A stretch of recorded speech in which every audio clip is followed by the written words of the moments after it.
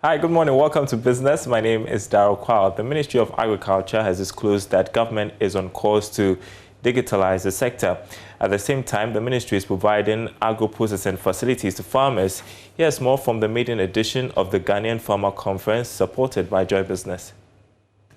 Speaking at the maiden edition of the Ghanaian Farmer Conference, championed by Joy Business, General Secretary of the General Agricultural Workers Union, Edward Karuwe, raised concerns regarding standards regulating food sold on the market. Because the rules of the stakeholders are not clearly determined by policy and enforced, it leaves us with a chaotic, poorly organized and unregulated agricultural production system.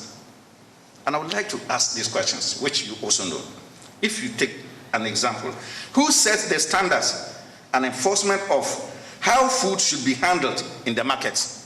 Country Rep for the Continental Free Trade Area, Louis Afol, said AFCFTA will consider bringing back barter trade. This, he said, is to ensure the efficacy of the trade agreement so as not to base everything on monetary sources. African Continental Free Trade is moving into something we call barter trade system soon. There will be the need for Ghana to depend on maybe Nigeria for certain things without even importing, and Nigeria depend on Ghana for another exchange of products like that. All of us, my last message is that take your time. If you divide the continental free trade among everybody, revenue, each African is to earn about close to $3,000. Mr. AKB DeYoung, representative of the Ministry of Agriculture at the event, disclosed that the ministry is on course to digitalizing the sector and providing agro-processing facilities. Our next phase of the value chain development in the food and agricultural sector would be set and led by technology and digitalization agenda, where comprehensive development and utilization of ICT access and usage in the country would be tapped to augment development in the sector. Closely associated with the technology and digitalization is building data interoperability across the value chain.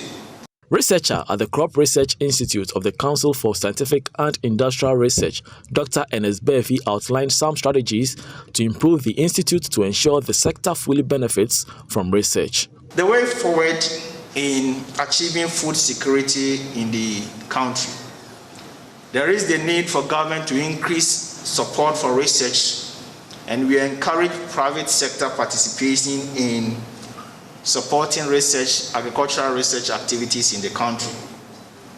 We need to recruit more staff to replace the retired ones so that the capacity of staff that is needed is maintained to do what we are mandated to do. There's the need to expand or invest in irrigation facility at the institute, outstation, and also help farmers that may need so to have it. We need to move to climate smart agriculture going forward so that we can sustain the higher or potential yields of our crops. And there's the need to have a significant growth in our seed industry. Meanwhile, the Peasant Farmers Association, Ghana Commodity Exchange, and the National Food Buffer Stock Company have shared common sentiments with regards to climate change and its impact on the agricultural sector.